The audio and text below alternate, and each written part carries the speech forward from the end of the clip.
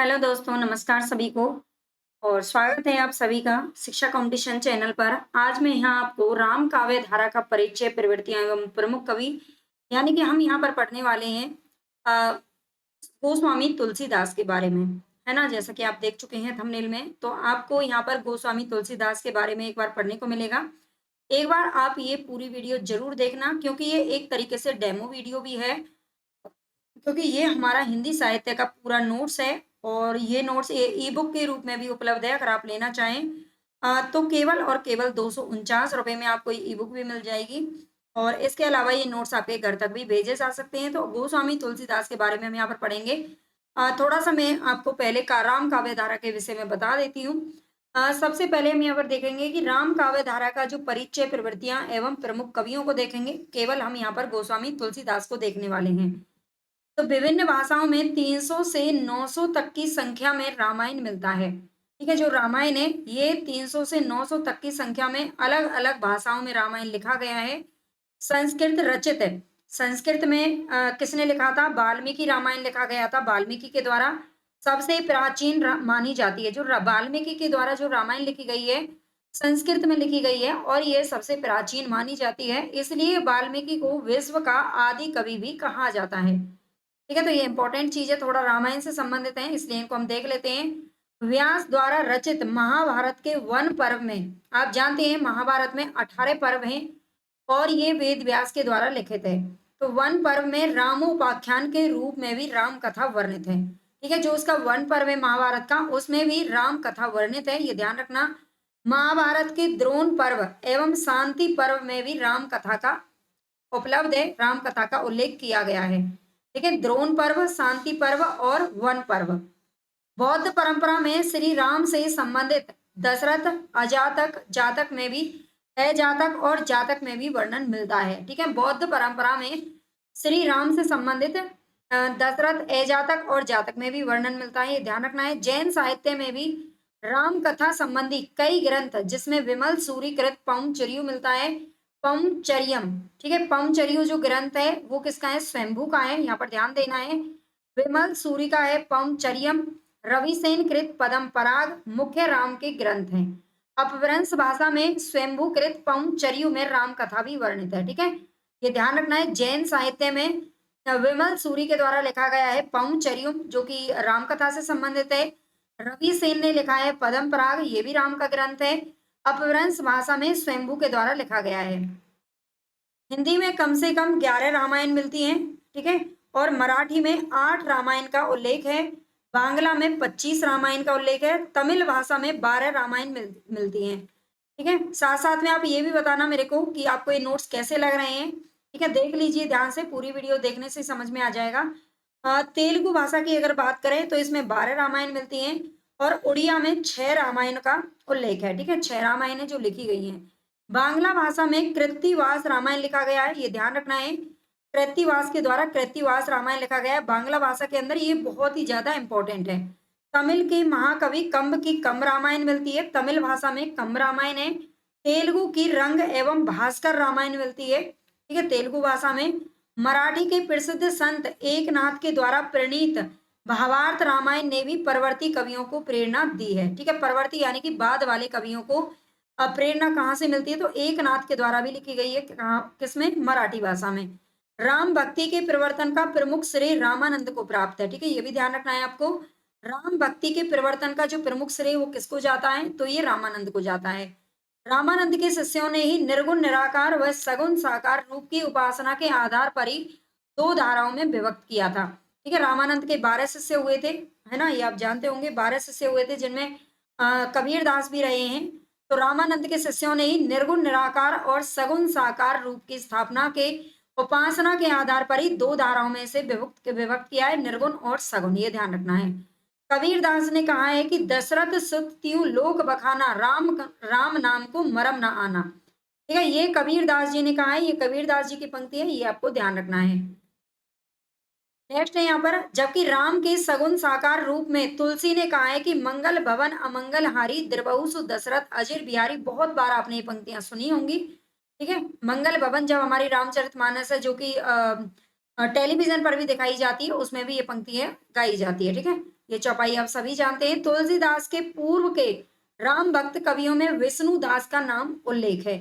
नागरी प्रचारिणी सभा की विभिन्न खोज रिपोर्ट में विष्णु दास के 5 ग्रंथ मिलते हैं। ठीक है, नागरी प्रचारिणी सभा जिसकी स्थापना हुई थी 1893 ईस्वी में, ये भी मैं बता देती हूँ क्योंकि ये भी हमारे सिलेबस का ही हिस्सा है। 1893 में इसकी स्थापना होती है और ये अलग अलग, इसका नागरिक प्रचारिणी सभा का यही कार्य है कि अलग अलग विभिन्न ग्रंथों को खोज करके उनका प्रकाशन करवाना और अपने साहित्य में योगदान देना। ठीक है, तो विष्णु दास के 5 ग्रंथ मिले हैं इनकी खोज में। महाभारत कथा, रुक्मणी मंगल, स्वर्गारोहण पर्व और स्नेह लीला। ठीक है, ये 5 ग्रंथ मिलते हैं। अब देखते हैं हम यहाँ पर पढ़ने वाले हैं गोस्वामी तुलसीदास के बारे में। अगर आपको क्लास ये पसंद आए तो प्लीज चैनल को सब्सक्राइब जरूर कर लेना अगर नए हैं तो, और अगर आपने कर रखा है तो बहुत बहुत दिल से धन्यवाद। आप पूरी वीडियो जरूर देखना, गोस्वामी तुलसीदास के बारे में पढ़ेंगे। उम्मीद है कि यहाँ से बाहर आपका कोई भी क्वेश्चन देखने को आपको नहीं मिलेगा। ठीक है, बहुत ही बेहतरीन तरीके से नोट्स तैयार किए गए हैं। अगर आप लेना भी चाहें तो नीचे मेरा नंबर है जो फ्लैश हो रहा है, उस पर आप संपर्क करके ले सकते हैं।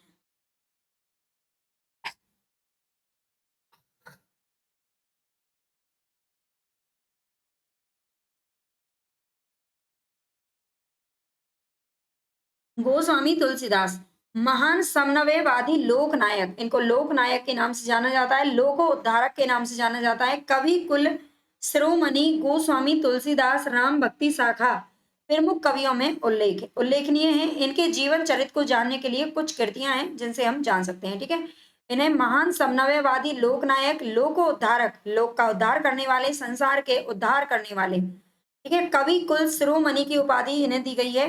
गोस्वामी तुलसीदास राम भक्ति शाखा प्रमुख कवियों में, यानी कि प्रतिनिधित्व कवि यही है राम काव्य धारा के, आपको ध्यान रखना है।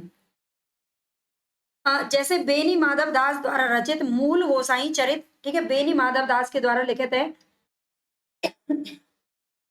मूल गोसाई चरित, महात्मा रघुवर दास के द्वारा लिखित है तुलसी चरित, तथा प्रिया दास के द्वारा लिखित है भक्तमाल की टीका। ठीक है, ये कुछ ग्रंथ है जो हमें इनसे संबंधित मिलते हैं, जहां से हमें इनके बारे में जानकारी मिलती है। ठीक है, तुलसीदास के बारे में ये ध्यान रखना है। इनके बारे में थोड़ा सा देखते हैं, परिचय देखते हैं। जन्म इनका हुआ था 1532 ईस्वी। अगर हम इसे 1532 को विक्रम संवत में करते हैं तो आप जानते हैं ईस्वी में से अगर हमें संवत निकालना है तो उसमें प्लस हम 57 करते हैं। ठीक है, अगर आपने उसमें 57 यानी कि 57 वर्ष जोड़ दिया तो विक्रम संवत निकल जाएगा। और विक्रम संवत आपको दे रखा है, उसमें से माइनस करना पड़ेगा तो आपका ईस्वी निकल जाएगा।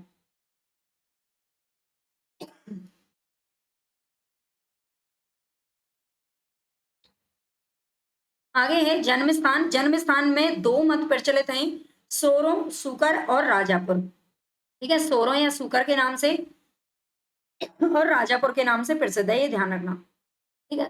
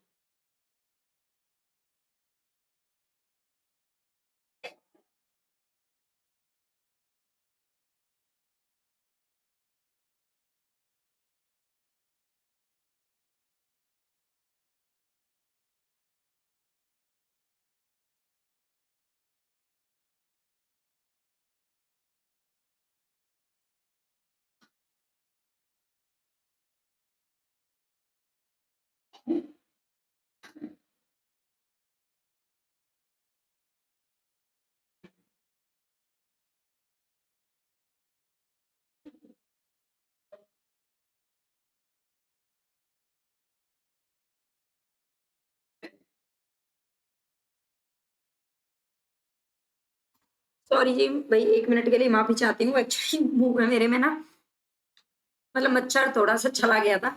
चलिए आगे है मैं मुनि, सोरो या सुकर, ठीक है, या राजापुर। राजापुर में इनका 2 मत प्रचलित है इनके जन्म स्थान के बारे में। मैं मुनि निज गुरु सन सुनी कथा सो सुकर खेत। ठीक है, मैं मुनि निज गुरु, अपने गुरु से मैंने सुकर खेत में कथा सुनी थी, इसके बारे में ये मत प्रचलित है, तो यहाँ से पता चलता है सुकर के बारे में। आगे चलते हैं। आचार्य रामचंद्र शुक्ल के अनुसार यह सुकर खेत एटा जिले का सोरो कस्बा नहीं है, अपितु गोंडा जिले में सरजू किनारे ठीक है। सरयू किनारे या सरजू किनारे स्थित एक पवित्र तीर्थ सुकर क्षेत्र है। ठीक है, ये ध्यान रखना है। आचार्य रामचंद्र शुक्ल जो एक एटा जिले में भी सोरो नाम का एक कस्बा पड़ता है, उसे नहीं मानते हैं शुक्ल जी। ये किस स्थान को मानते हैं? तो गोंडा जिले में जो सरजू किनारे स्थित है एक पवित्र तीर्थ सुकर क्षेत्र, उसे मानते हैं। ठीक है, इनके अनुसार ये भी याद रखना है, गोसाई चरित एवं तुलसी चरित दोनों में तुलसीदास जी का जन्म स्थान राजापुर ही बताया गया है। ठीक है, ये भी आपको ध्यान रखना है, गोसाई चरित एवं तुलसी चरित इन दोनों में इनको अभी हमने देखा है किसने लिखा है, तो इन दोनों में राजापुर बताया गया है। इसका समर्थन शिव सिंह सेंगर, पंडित राम गुलाम द्विवेदी तथा आचार्य रामचंद्र शुक्ल भी करते हैं, ये भी आपको ध्यान रखना है। नेक्स्ट है यहाँ पर पिता आत्माराम दुबे, इनके पिता कौन थे? आत्माराम दुबे थे, और माता का नाम था हुलसी, हुलसी जो कि इन्हें जन्म देते ही स्वर्ग सिधार गई थी। ठीक है, माता के नाम के प्रमाण में रहीम जी का निम्न दोहा भी उल्लेखनीय है। इनके माता के नाम के बारे में रहीम का एक दोहा है जो कि प्रचलित है, सुरतीय नरतीय नागतीय सब चाहती अस होए, गोद लिए हुलसी प्रे तुलसी सो सुत होए। ठीक है, ये जो पंक्ति है वो किसकी है? तो ये पंक्ति रहीमदास की है, और रहीमदास जी का ये दोहा प्रचलित है इनके माता के नाम के लिए। ठीक है, गोद लिए हुलसी फिरे तुलसी ससुत होए। जन्म होते ही इनकी माँ का देहांत हो गया था और इन्हें एक दासी मुनिया के द्वारा पाला पोसा गया था। ये ध्यान रखना है, इनकी माता का देहांत हो गया था, इसीलिए इनको मतलब अपशगुनी बताया गया था कि ये अपशगुन है, और माँ को मतलब इन्होंने निगल लिया, ऐसा इनके बारे में कहते हैं ना, हमारा समाज है और इस तरह की बातें होती ही है। और इन्हें एक दासी ने गोद ले लिया और उन्होंने इनका पालन पोषण किया था। तुलसीदास ने कवितावली में कहा है, इन्होंने अपनी रचना कवितावली में कहा भी है, मातु पिता जग जाई तज्यों। ठीक है, मातु पिता जग जाई तज्यों, विधि विधिहु न लिख्यो कुछ भाल भलाई। मतलब विधि ने, विधाता ने मेरे जो लेख है, मेरा जो जीवन है, उसमें कोई भी भलाई नहीं लिखी है ना। माता पिता जग सब कुछ तो उन्होंने छुड़वा दिया। ठीक है, विनय पत्रिका में भी इस स्थिति का उल्लेख मिलता है, जनक जननी तजो जन्मी।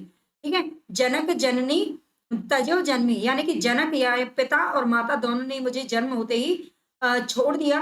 करम बिनु विदु सिरज्यो अवडेरे। ठीक है, करम बिनु विदियु सिरज्यो अवडेरे, ये जो विनय पत्रिका की ये पंक्तियां हैं, आजकल जो बदलता हुआ पैटर्न है उसमें केवल यही नहीं पूछा जाता है कि ये पंक्ति किसकी है ना, ये पूछी जाती है कि ये पंक्ति किस रचना से ली गई है। तो ये थोड़ा सा आपको ध्यान रखना पड़ेगा, विनय पत्रिका की पंक्तियां हैं। नेक्स्ट है यहाँ पर इनके गुरु जो थे वो नर हरिदास थे, नर हरियानंद के नाम से भी जाने जाते हैं। बचपन का नाम था इनका राम भोला। इनका कहा जाता है कि ये जब इनका जन्म हुआ था तो जन्म होते ही इन्होंने इनके ये मुख से, मतलब जैसे छोटे बच्चे जब पैदा होते हैं तो रोते हैं, लेकिन ये रोए नहीं थे, इन्होंने राम राम बोलना शुरू कर दिया था, है ना। और ये भी कहा जाता है इनके 32 के 32 दांत इनके जबड़े में उस समय पर विराजमान थे जब ये पैदा हुए थे। इनकी पत्नी का नाम है रत्नावली। ठीक है, पत्नी पर अत्यंत आसक्ति के कारण एक बार इनकी जो पत्नी है वो कौन थी? रत्नावली थी। रत्नावली के विवाह के पश्चात में पत्नी पर अत्यंत आसक्त थे, और एक बार उसके मायके चले जाने पर तुलसीदास नदी को तैर कर पार करके रत्नावली के पास पहुंच गए। ठीक है, इन्होंने क्या किया, एक बार वो अपने मायके चली गई थी और बहुत तेज मतलब जो है कि बारिश हो रही थी और नदी उफान पर थी, और इन्होंने क्या किया, वहां पर रस्सी समझा उसको, है ना, रस्सी समझा था, और मतलब रस्सी सांप सांप को पकड़ करके ऊपर चढ़ गए, है ना, छत पर पहुंच गए रत्नावली के पास। तो रत्नावली ने उन्हें धिक्कारते हुए कहा, लाज ना लागत आपको दौरे आयो साथ, दिक दिक ऐसे प्रेम को कहा कहूं मैं नाथ। ठीक है, लाज ना लागत मतलब आपको लाज नहीं आई जो इस तरह से चोरी छुपे मेरे पीछे पीछे चले आए। अस्थि चर्म मय देह मम तामे जैसी प्रीति, तैसो जो श्री राम में होती ना हो तो भव भीति। ठीक है, उन्होंने मतलब इस तरह का दोहा बोला रत्नावली ने, और ये बात उनको इतनी बुरी लगी, ऐसी मतलब उनको एक तरीके से ऐसी चोट लगी कि वो तुरंत काशी आकर के विरक्त हो गए। ठीक है, तुरंत ही वो राम नाम में लीन हो गए और वहां से चले गए, हमेशा हमेशा के लिए चले गए, फिर उन्होंने पीछे मुड़कर कभी नहीं देखा। इस वृतांत का उल्लेख भक्तमाल की टीका यानी कि जो प्रियादास ने लिखा है उसमें मिलता है। ये भी आपको ध्यान रखना है, इस वृतांत का उल्लेख है जो भक्तमाल की टीका से लिया गया है। तुलसी चरित्र एवं गोसाई चरित्र में भी इसका जो वर्णन है वो किया गया है। इनका निधन हुआ था 1623 ईस्वी यानी कि 1680 विक्रम संवत। अगर आपको क्लास पसंद आ रही है तो भाई एक बार लाइक सब्सक्राइब तो आप कर ही लेना, ठीक है। संवत 1680 इनके निधन के बारे में ये दोहा प्रचलित है। संवत 1680 असी गंगी गंग के तीर श्रावण शुक्ला सप्तमी तुलसी तजो शरीर।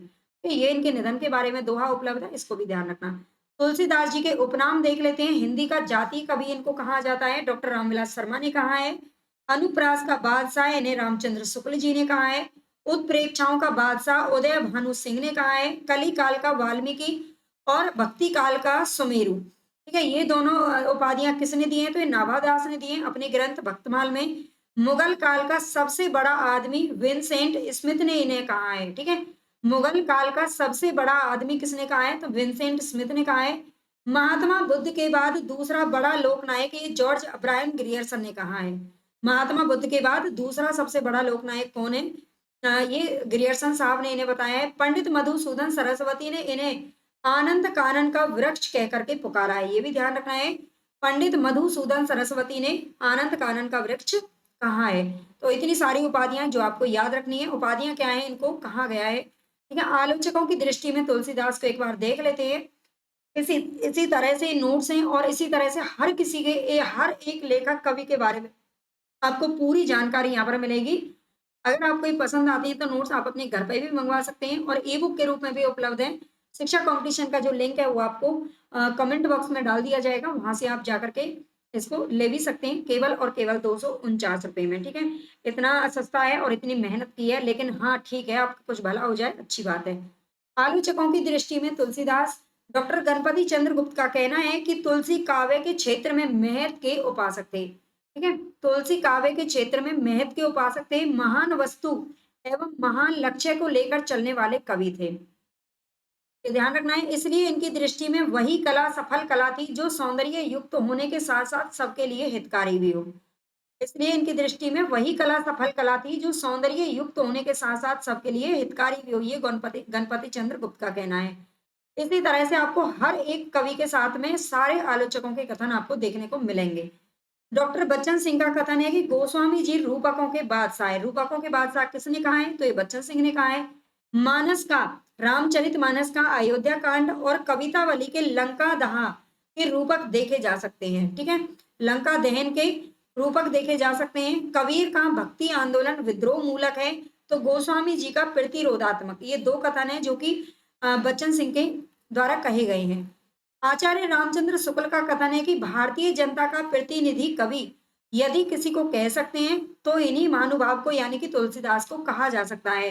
इनकी वाणी की पहुंच मनुष्य के सारे भावों और व्यवहारों तक है, ठीक है।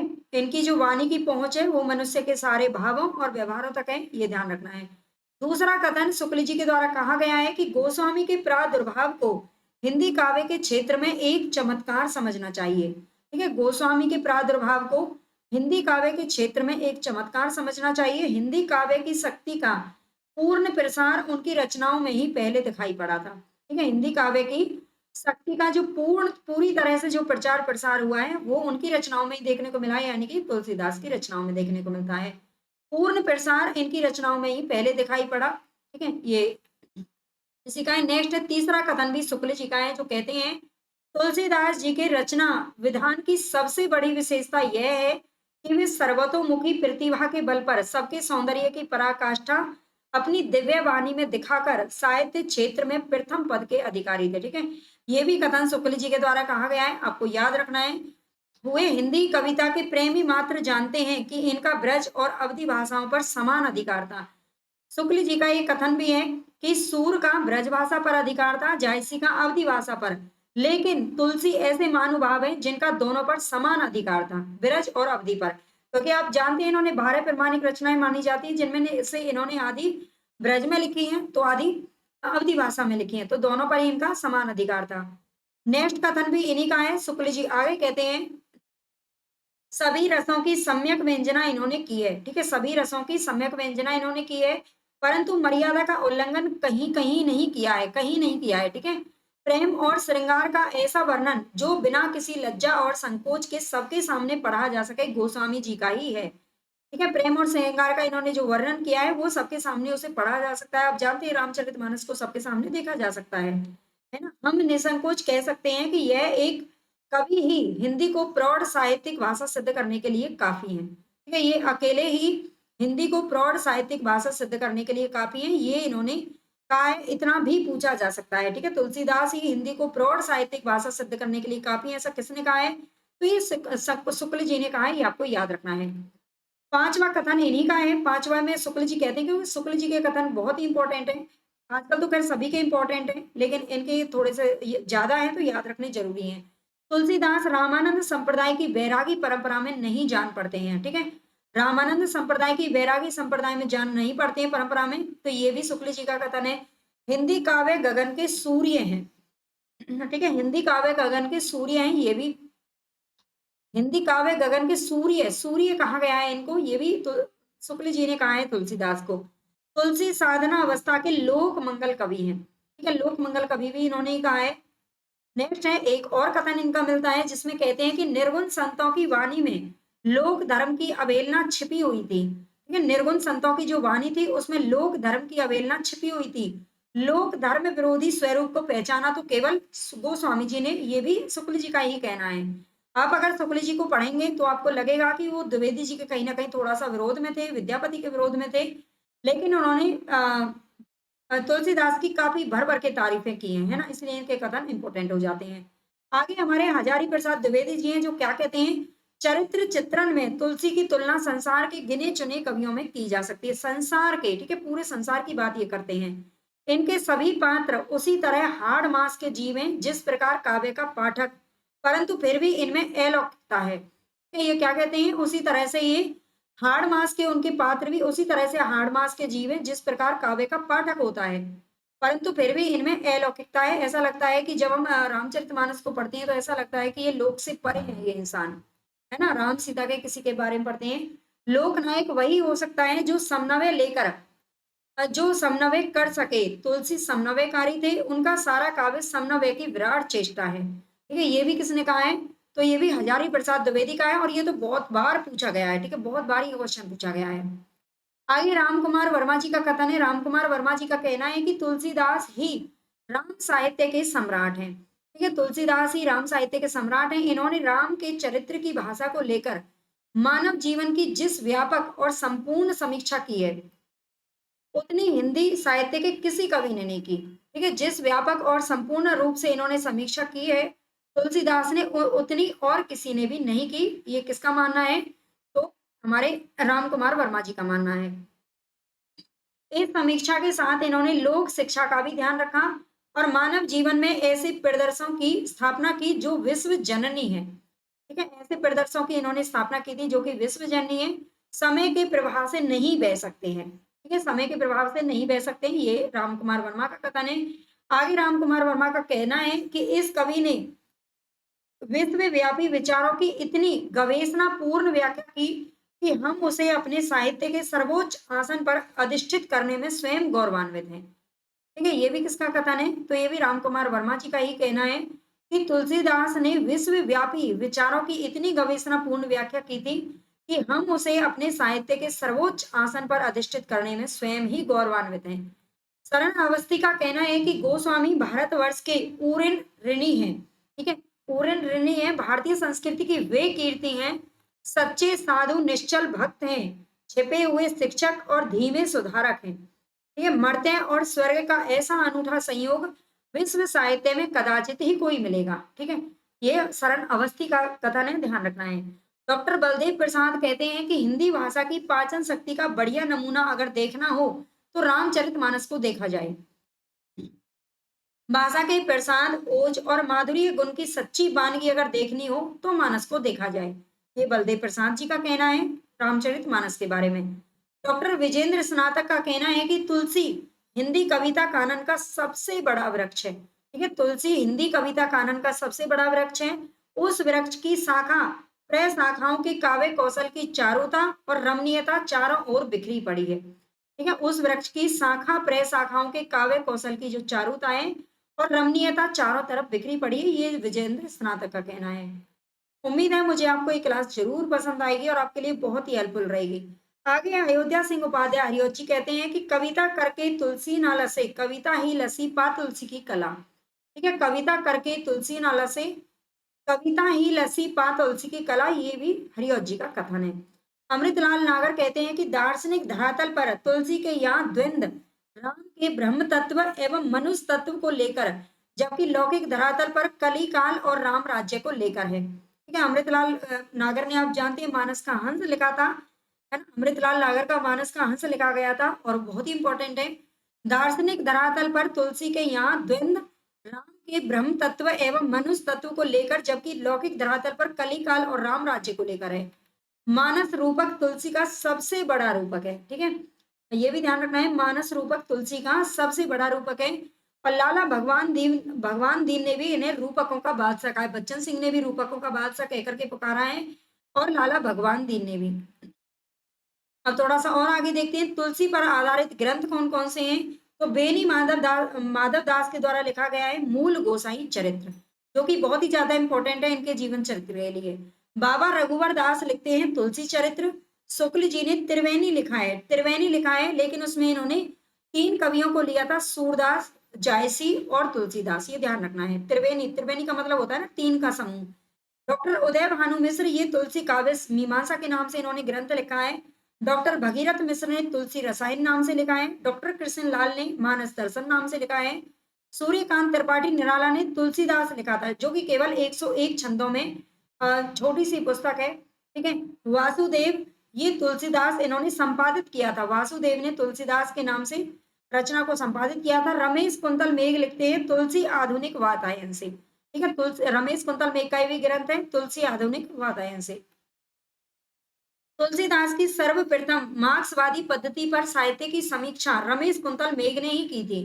ठीक है, तुलसीदास की सबसे पहले मार्क्सवादी पद्धति पर जो साहित्य की समीक्षा है, वो रमेश कुंतल मेघ से की गई थी, मेघ के द्वारा की गई थी, आपको ध्यान रखना है। बेनी माधव दास की रचना सबसे प्रामाणिक व महत्वपूर्ण मानी जाती है, जिसमें उनकी रचनाओं की संख्या कितनी मानी गई है, तो 13 मानी गई है, 13 मानी गई। हालांकि शुक्ल जी ने अपने ग्रंथ में, हिंदी साहित्य का जो इतिहास उनका ग्रंथ है, उसमें इनकी संख्या, प्रामाणिक जो संख्या है वो 12 मानी है। लेकिन बेनी माधव दास का जो तुलसी चरित है ना, उसमें कितनी मानी है, उसमें 13 संख्या इन्होंने मानी है, ये ध्यान रखना है। अच्छा, आगे ये भी दे रखा है, इसमें एक एक पॉइंट है जो मैंने यहाँ पर लिख दिया है ना, ताकि आपको बिल्कुल भी दिक्कत नहीं हो, आप आराम से बैठ करके नोट्स भी बना सकते हो, या ये नोट्स अपने घर भी मंगवा सकते हैं, है ना। ये पूरे एक किताब की तरह बना दिए गए हैं, अगर आप मंगवाना चाहें तो बिल्कुल मंगवा सकते हैं। शुक्ल ने तुलसी के 12 ग्रंथों को स्वीकारा है। तुलसी जी हनुमान बाहुक को स्वतंत्र नहीं मानते हैं। ठीक है, कुछ विद्वानों ने हनुमान बाहुक को स्वतंत्र माना है, लेकिन इन्होंने नहीं माना है, इसलिए इन्होंने संख्या 12 कर दी है। और जो हनुमान बाहुक है, इन्होंने किसमें माना है, तो उसे कवितावली का अंग मानते हैं। मिस्र बंधुओं ने हिंदी नवरत्न के अनुसार रचनाओं की कुल संख्या कितनी मानी है, तो ये 25 मानी है। ठीक है, जिसमें 12 रचनाओं को ही प्रमाणिक मानते हैं। मिस्र बंधुओं का एक ग्रंथ था जो कि 1910 ईस्वी में प्रकाशित हुआ था, हिंदी नवरत्न, और इसमें इन्होंने तुलसीदास को रखा है नवरत्नों में, जिसमें इन्होंने कुल संख्या इनकी रचनाओं की 25 मानी थी। ठीक है, लेकिन 12 को ही प्रमाणिक मानते हैं, बाकी अप्रमाणिक है, उपलब्ध नहीं है कुछ। शिव सिंह सेंगर ने उनकी 18 रचनाओं का उल्लेख किया है, ये भी आपको ध्यान रखना है। नागरी प्रचारणी सभा की खोज के अनुसार कुल संख्या 37 मानी गई है। अब ये देख लीजिए, इन्होंने बहुत ज्यादा मानी है। प्रमाणिक रूप से 12 ग्रंथों को ही मानकर 1923 ईस्वी में तुलसी ग्रंथावली भाग 1 व भाग 2 के रूप में प्रकाशित किया है। ठीक है, प्रमाणिक रूप से नागरी प्रचारणी सभा ने, प्रामाणिक रूप से भी उन्होंने भी 12 ही मानी है, और 1923 ईस्वी में उन्होंने तुलसी ग्रंथावली भाग 1 और भाग 2 के रूप में इन्होंने प्रकाशित किया था। लाला भगवान दीन ने भी तुलसी के 12 ग्रंथ ही स्वीकार किए हैं। शुक्ल जी ने तुलसी को वैष्णव स्मार्त कवि माना है, ये भी इंपॉर्टेंट है, याद रखिएगा।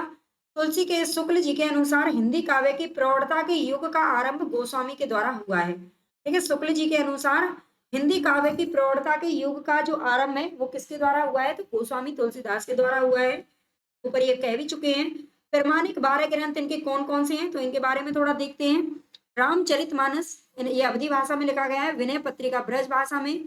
कवितावली ब्रज, गीतावली ब्रज, दोहावली ब्रज और कृष्ण गीतावली ब्रज में है। रामलला नेचु अवधि में लिखा गया है।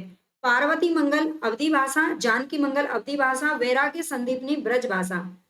इसके बाद है रामाज्ञा प्रश्नावली अवधि भाषा और बरवे रामायण भी अवधि भाषा।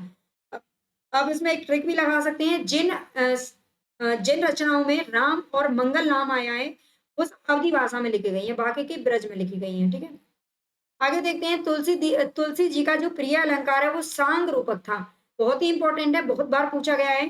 तुलसी जी का प्रिय अलंकार क्या था? तो ये सांग रूपक था। सर्वप्रथम पंडित राम गुलाम द्विवेदी ने हनुमान बाहुक को कवितावली का भाग माना है। ठीक है, सबसे पहले पंडित राम गुलाम द्विवेदी ने हनुमान बाहुक को कवितावली का भाग माना था, ये ध्यान रखना है। डॉक्टर बच्चन सिंह कहते हैं कि अंतिम अवस्था में इन्हें भयानक पीड़ा हुई। हनुमान बाहुक इसी पीड़ा का दस्तावेज है, यानी कि अंतिम अवस्था में इन्हें भयानक पीड़ा हुई थी। इनकी जो भुजा है उनमें उनको मतलब इनको बीमारी हो गई थी, परेशान थे, तब इन्होंने हनुमान बाहुक लिखा था। ठीक है, आधुनिक शब्दावली में इसे मृत्यु पीड़ा की चीख कहा जाएगा। ये बच्चन सिंह का कथन है, ध्यान रखना। हनुमान बाहुक उनकी अंतिम रचना है, ये भी याद रखना है। भुजाओं में क्या, बल्कि उनको परेशानी थी, है ना, बहुत ज्यादा बीमारी थी। एक बार महामारी जब फैली थी हमारे देश में, तो उस समय उन्होंने बढ़ चढ़ करके उसमें भाग लिया था, लेकिन बाद में ये खुद ही उस महामारी से पीड़ित हो गए थे, तब इन्होंने हनुमान बाहुक को लिखा था। डॉक्टर गणपति चंद्र गुप्त ने काव्य रूप की दृष्टि से रचनाओं को 3 वर्गों में विभक्त किया है: प्रबंध काव्य, गीति काव्य और मुक्तक काव्य। ठीक है, ये गणपति चंद्र गुप्त ने इनकी रचनाओं को 3 भागों में बांटा है, याद रखना। देखते हैं प्रबंध काव्य कौन कौन सी हैं। तो रामचरितमानस, रामलला, नेचू, पार्वती मंगल और जानकी मंगल। ठीक है, ये इन्होंने प्रबंध काव्य बताए। गीति काव्य की बात करें तो गीतावली, कृष्ण गीतावली और विनय पत्रिका, ये इनके गीति काव्य हैं। मुक्त काव्य की बात करें तो वैराग्य संदीपनी, बर्वे रामायण, रामाज्ञा प्रश्नावली, दोहावली, कवितावली, हनुमान बाहुक एवं कली धर्मा धर्म निरूपण। ठीक है, ये भी मुक्त काव्य में ही आता है। तो ये भी बहुत ही इंपॉर्टेंट है, पूछ लिया जाता है कि कौन सी रचना है जो कि प्रबंध काव्य है, कौन सी नहीं है। ठीक है, कौन सी रचना है जो कि गीति काव्य है, ये आपको याद रखना है। अगर आपको ये क्लास पसंद आ रही है तो प्लीज लाइक जरूर करके जाना और कमेंट करके बताना। अगर आप हिंदी साहित्य पूरा इसी तरह से डिटेल में पढ़ना चाहते हैं, है ना, तो आप मेरे ऐप से जुड़ सकते हैं। शिक्षा कंपटीशन ऐप पर केवल और केवल पूरा हिंदी साहित्य, टोटल हिंदी साहित्य आपको 1399 रुपए में। ठीक है, देखो इतना तो खर्च करना पड़ेगा ही, क्योंकि मैं भी बहुत मेहनत कर रही हूँ। ठीक है, 1399 रुपए अगर आप खर्च करना चाहते हैं तो ये हिंदी साहित्य बिल्कुल आपके अच्छे से समझ में आ जाएगा। इसी तरह से आपको डिटेल में पढ़ाया जाएगा। आगे देखते हैं हम प्रमुख कृतियों का परिचय, यानी कि रामचरितमानस के बारे में देखते हैं। गलती से मैंने यहाँ पर लिख दिया है। चलिए, इस रचना का जो प्रारंभ है वो अयोध्या में हुआ था 1574 ईस्वी में, यानी कि 1631 विक्रमी संवत में, जिसे उन्होंने 2 वर्ष 7 माह में पूरा किया था। 2 वर्ष और 7 माह लगे थे इन्हें पूरा करने में रामचरितमानस को। और इसके बारे में दोहा भी है, संवत 1631। ठीक है, संवत 1631, यानी कि ये वाला संवत की बात हो रही है। करऊ कथा हरिपद धरी सीसा। ठीक है, करऊ कथा हरिपद धरी सीसा, ये ध्यान रखना है। नौमी भौमवार मधुमासा अवधपुरी रचित प्रकाश, और सबसे पहले इसे अवधपुरी में लिखा गया था। इसके कुछ भाग अलग अलग जगहों पर लिखे गए थे। देखते हैं, इसका कुछ अंश विशेषतः किष्किंधा कांड का परिणयन काशी में हुआ था। किष्किंधा कांड कहां पर जाकर के लिखा था? तो ये काशी में लिखा था। रामचरितमानस तुलसीदास की अक्षय कीर्ति का आधार स्तंभ है, ये भी ध्यान रखना। रामचरितमानस पर सर्वाधिक प्रभाव अध्यात्म रामायण, यानी कि आर्ष रामायण का है। ठीक है, रामचरितमानस पर सबसे अधिक जो प्रभाव पड़ा है वो किसका है? तो ये अध्यात्म रामायण का है, जो कि आर्ष के द्वारा आर्ष रामायण का है। आर्ष रामायण भी इसे कहा जाता है। इसमें तुलसीदास ने सर्वप्रथम अपने गुरु नरहरियानंद के मुख से सूकर खेत में कथा सुनी थी। ठीक है, ये ध्यान रखना है। इसमें नरहरियानंद इनके दीक्षा गुरु थे। ठीक है, इनके जो शिक्षा गुरु थे वो शेष सनातन थे, शेष सनातन। और इनके जो दीक्षा गुरु, यानी कि एक बार ये काशी में थे, परेशान थे, घाट पर थे, और इन्हें जब नरहरियानंद मिले थे तो उन्होंने इनको शिक्षा दीक्षा मतलब ग्रहण करवाई थी। ठीक है, उन्होंने ही सबसे पहले इन्हें राम नाम का जो है मर्म बताया था। ठीक है, इसमें तुलसीदास ने इसमें तुलसीदास की ने राम की वंदना दास्य भाव से की है, और सीता की वंदना कन्या, प्रिया, माँ तीनों रूपों में की है। ठीक है, ये भी ध्यान रखना, बहुत बार पूछा जाता है कि तुलसीदास की जो भक्ति है वो किस प्रकार की है? तो दास्य भाव की है। ठीक है, जैसे कि मीराबाई की भक्ति माधुर्य भाव की है, सूरदास जी की भक्ति सख्य भाव की है। ठीक है, इसी प्रकार से इनकी भक्ति दास्य भाव की। ये राम को अपना मतलब भगवान मानते हैं, स्वामी मानते हैं, और अपने आप को उनका सेवक मानते हैं। अवधी भाषा तथा दोहा चौपाई शैली में रचित यह महाकाव्य राम कथा पर आधारित है, जिसमें 7 कांड है। 7 कांडों का वर्णन आप देख लीजिए, क्रम से आपको ये पूछे जाते हैं। बाल कांड, अयोध्या कांड, अरण्य कांड, किष्किंधा कांड, सुंदर कांड, लंका कांड और उत्तरकांड, ये इनका क्रम है जो आपको याद रखना है। पूरी कथा शंकर ने पार्वती के शंका निवारणार्थ सुनाई थी। ठीक है, शंका के निवारण के लिए पार्वती जी ने एक बार शंकर जी से पूछा था, तो उनकी शंका दूर करने के लिए उन्होंने पूरी कथा सुनाई थी, ऐसा रामचरितमानस में वर्णित है। अतः तुलसीदास ने इसमें संवादात्मक शैली को अपनाया था। संवादात्मक यानी कि दोनों के बीच में मान लीजिए कि संवाद हो रहा है, तुलसी और सॉरी शंकर जी और पार्वती जी के बीच में। तथा 4 श्रोता व 4 वक्त इन्होंने बताए हैं। ठीक है, 4 वक्ता हैं, वक्ता इन्होंने बताए हैं, 4 श्रोता और 4 वक्ता।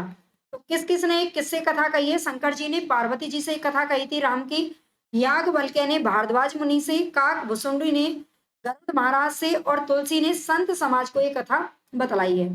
तुलसी ने 4 घाट बताए हैं, ज्ञान घाट, कर्म घाट, उपासना घाट और पारंपरिक घाट। ठीक है, बहुत बार पूछे जाते हैं, इंपॉर्टेंट है। तुलसीदास ने सर्वप्रथम ये कथा किसको सुनाई थी? तो ये रसखान को सुनाई थी। ठीक है, रसखान को सुनाई थी, आपको ध्यान रखना है, जो कि निरपेक्ष संप्रदाय के कवि हैं। तुलसी ने रामचरितमानस को पुराण कहा है। रामचरितमानस को इन्होंने पुराण की संज्ञा दी है। मानस का ढांचा जायसी के पद्मावत से लिया गया है। ठीक है, जायसी का जो पद्मावत है उससे इसका ढांचा लिया गया है। ये कहा जाता है इसमें चौपाई के साथ दोहा सोहटा शैली का प्रयोग किया गया है। ठीक है, दोहा सोहटा शैली का प्रयोग किया गया है, जो कड़वक शैली का प्रतीक कहा जाता है। इस रचना को उत्तर भारत की बाइबल भी कहा जाता है। ठीक है, रामचरितमानस को उत्तर भारत की बाइबल कहा जाता है, ये भी आपको ध्यान रखना है। अयोध्या कांड को हृदय स्थल या हृदय कांड भी कहते हैं। ठीक है, ये इंपॉर्टेंट है बहुत ज्यादा। अयोध्या कांड को रामचरितमानस का हृदय कांड भी कहा जाता है या हृदय स्थल कहा जाता है।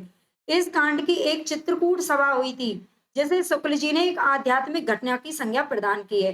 चित्रकूट आप जानते हैं, चित्रकूट सभा हुई थी। चित्रकूट सभा में वेद नीति, लोक नीति व राजनीति तीनों का समन्वय दिखाई पड़ता है। अगर आपने कभी रामायण देखी होगी, है ना, रामायण यानी कि रामचरितमानस जो कि हमारे टेलीविजन पर चलती है, उसमें चित्रकूट में जब भरत गए थे तो भरत के साथ में तीनों माताएं भी गई थी, और उसमें गुरुजी भी गए थे, है ना, वशिष्ठ गुरु गए थे, और उनके जो ससुर जी थे यानी कि सीता जी के जो पिता थे जनक, राजा जनक भी वहां पर आए थे।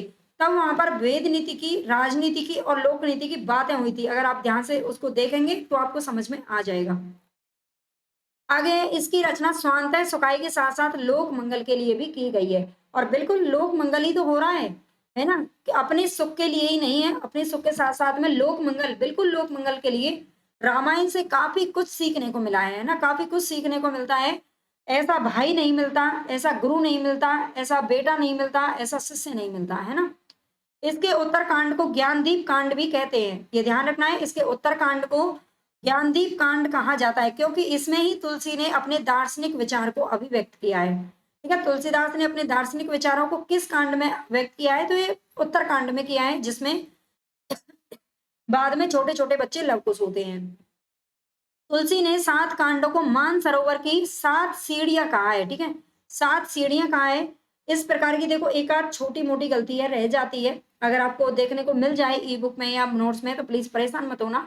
ऐसे एक आध गलती तो आपको हर जगह देखने को मिलेगी। तुलसीदास ने 7 कांडों को मान सरोवर की 7 सीढ़ियां कहा है। कुछ भाग काशी, कुछ चित्रकूट व कुछ अंश इसके अयोध्या में लिखे गए थे, ये भी आपको ध्यान रखना है।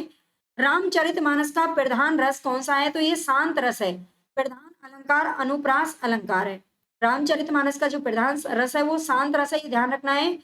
और प्रधान अलंकार है अनुप्रास अलंकार। इसके उत्तरकांड में और कवितावली के उत्तरकांड में तुलसीदास ने कली काल का वर्णन किया है। कली काल यानी कि कलयुग का वर्णन इसमें किया गया है, ये भी ध्यान रखना है।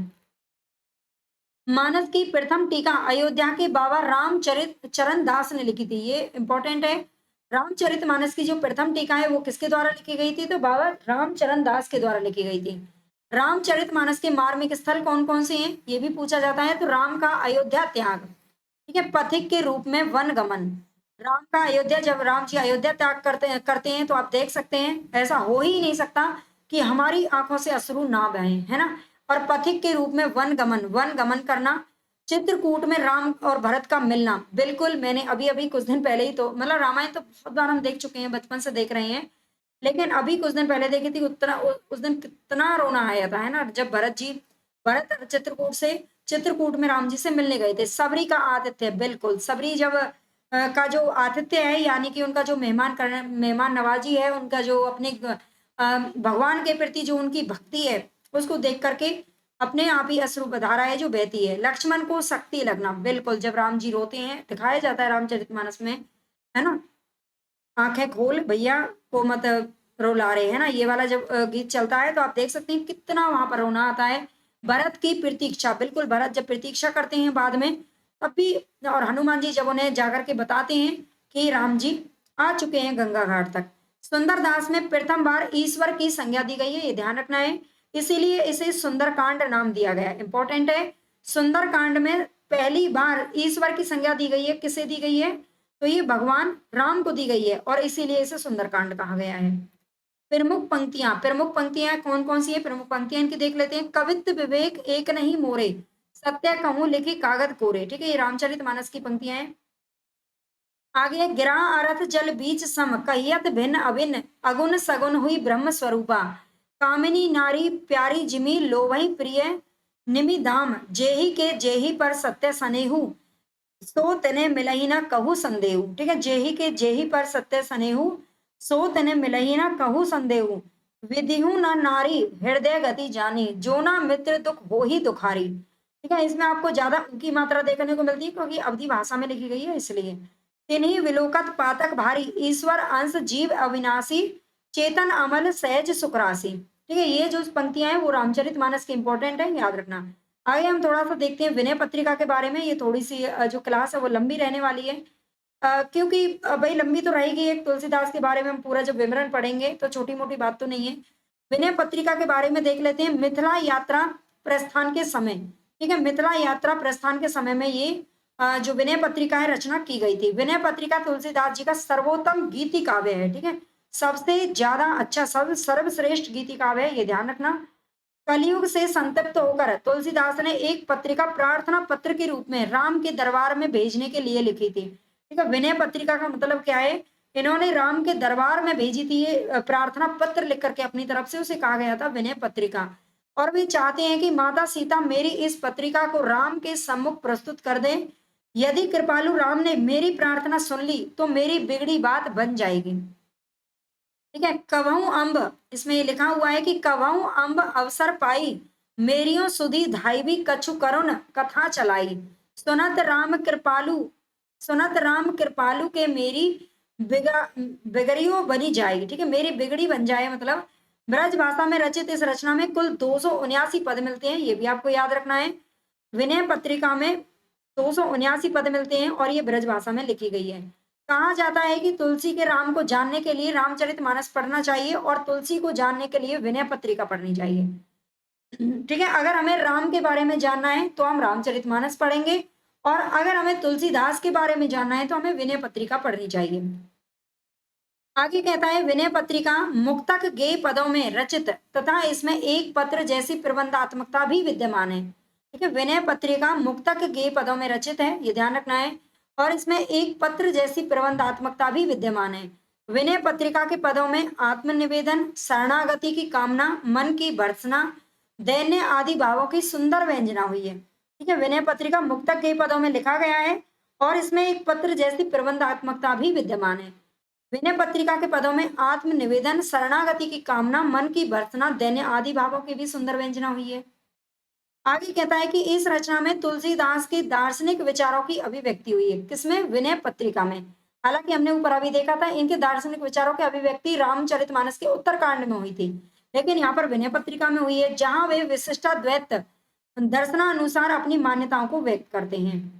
इस कृति में राग बिलावल, राग रामकली, राग बसंत, राग भैरव, राग केदार, राग कानेरा, राग टोडी, राग सोटा, राग मल्हार आदि अनेक राग रागनियों का समावेश है जो कि किया गया है। पद शैली में लिखित शांत रस प्रधान विनय पत्रिका भक्ति भावना की दृष्टि से अद्वितीय ग्रंथ है। ठीक है, पद शैली में लिखा गया है, ये 279 पद है, इसमें शांत रस प्रधान है, ये भी ध्यान रखना है। रामचरितमानस भी शांत रस प्रधान है। विनय पत्रिका भक्ति भावना की दृष्टि से बहुत ही ज्यादा अद्वितीय ग्रंथ है, ये ध्यान रखना है। सांस्कृतिक एवं दार्शनिक दोनों ही दृष्टियों से यह तुलसी की अत्यंत प्रौढ़ एवं श्रेष्ठ रचना है। डॉक्टर रामविलास शर्मा कहते हैं कि रामचरितमानस में तुलसी की करुणा समाजोन्मुख है। तुलसीदास की जो करुणा है वो समाज के लिए है। विनय पत्रिका में वह आत्मोन्मुख है। ठीक है, विनय पत्रिका में कैसी है? आत्मोन्मुख है, अपनी तरफ है। व्यक्तिगत एकांतिक अनुभूतियों की अभिव्यक्ति की दृष्टि से विनय पत्रिका भक्ति काव्य में अनूठी है। ठीक है, विनय पत्रिका अनूठा ग्रंथ है, ये ध्यान रखना है। विनय पत्रिका के कुछ प्रसिद्ध पद हैं जो पूछे जाते हैं। अवलो नसानी अवने नसे हों। ठीक है, ये पंक्ति कई बार पूछी जा चुकी है। केशव कही ना जाए का कहियो, ऐसी मूढ़ता या मन की। ठीक है, ये भी विनय पत्रिका का पद है। आगे जो निज मन परिहरे विकारा, ये इसलिए अलग अलग लिख दिए गए हैं क्योंकि ये जो इनकी रचना है उन्हीं से पूछे जाते हैं कि किस रचना से लिया गया है। श्री रामचंद्र कृपालु भज। ठीक है, ये आपने जरूर सुना होगा।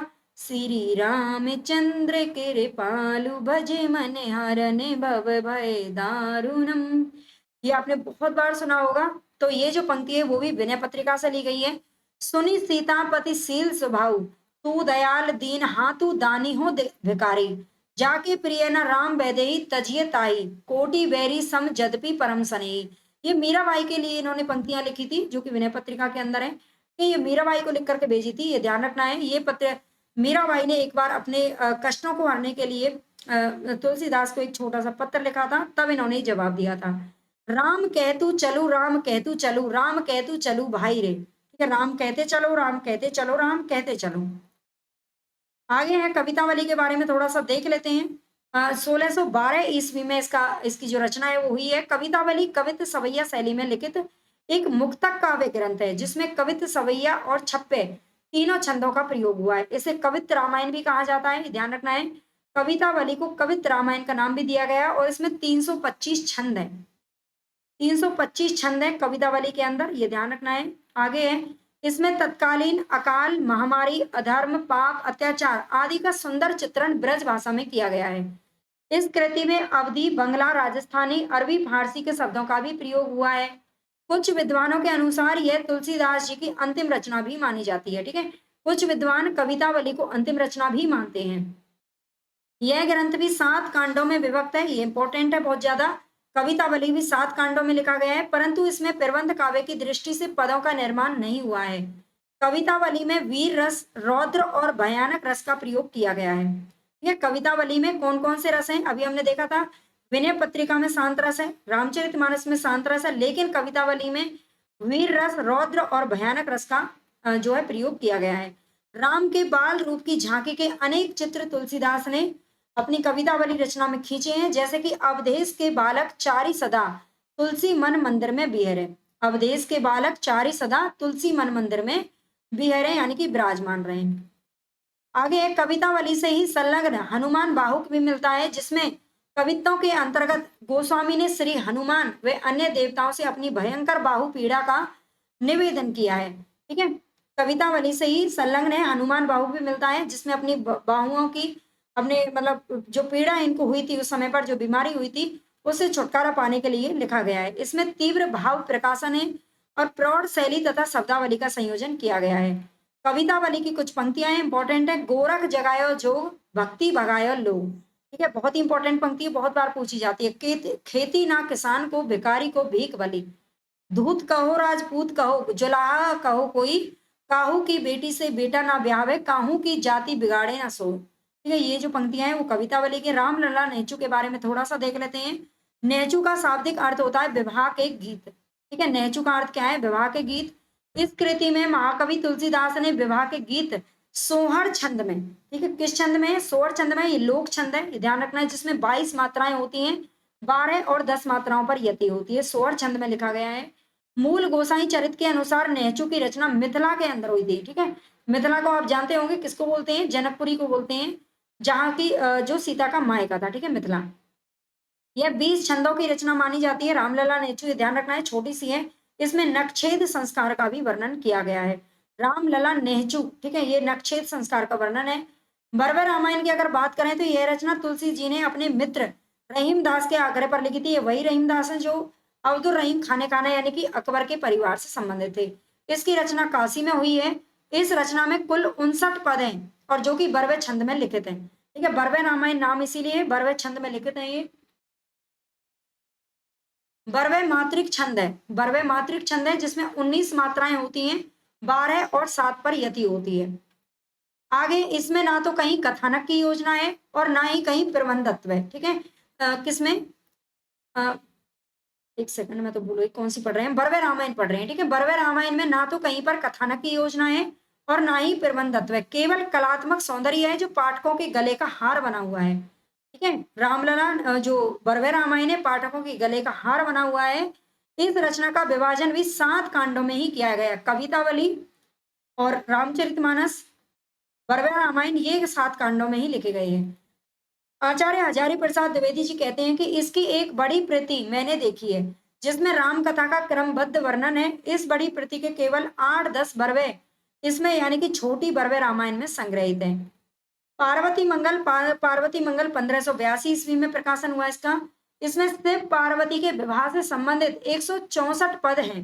ठीक है, शिव पार्वती के विवाह से पार्वती मंगल यानी कि पार्वती का विवाह इसमें शामिल है, इसमें दिखाया गया है और 164 पद हैं इसमें, जिसमें से 148 पदों में अरुण या मंगल छंद का प्रयोग है और शेष पदों में अरुण मात्रिक छंद जिसमें 20 मात्राएं होती है, 11 और 9 पर यति होती है।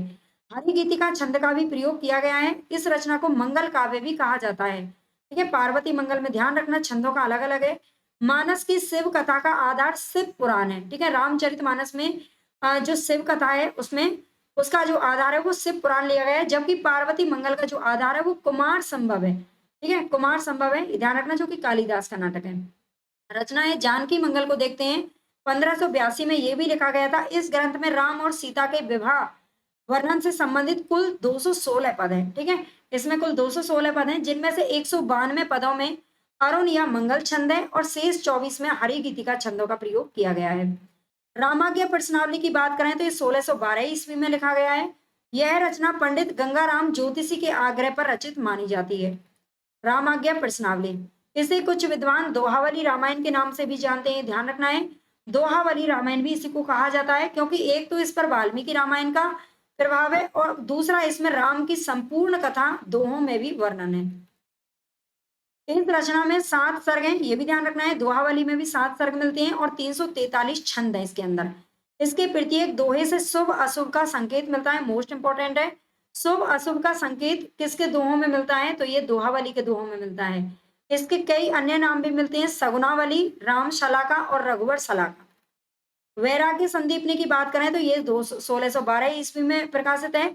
इस रचना में संपूर्ण 62 पदों का निर्माण वाल्मीकि कृत संस्कृत रामायण के आधार पर किया गया है। ठीक है, वैराग्य संदीपनी का जो निर्माण है वो वाल्मीकि की जो संस्कृत रामायण है उसके आधार पर ही किया गया है। दोहा चौपाई छंदों में लिखी गई इस रचना में संत महिमा, संत स्वभाव और शांति का वर्णन मिलता है। गीतावली की बात करें तो गीतावली 1571 ईस्वी में लिखा गया।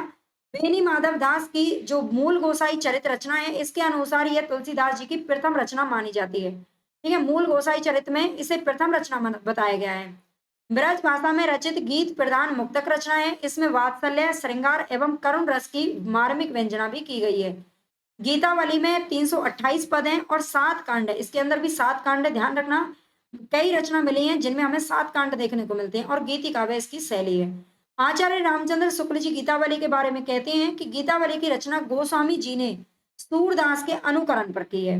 बाल लीला के एक एक पद ज्यों के त्यों सूर सागर में भी मिलते हैं, केवल राम और श्याम का अंतर है। ठीक है, तो शुक्ल जी ने कहा है तो जरूर सही होगा। कृष्ण गीतावली की अगर हम बात करें तो कृष्ण गीतावली में 61 स्वतंत्र मुक्तक पद हैं।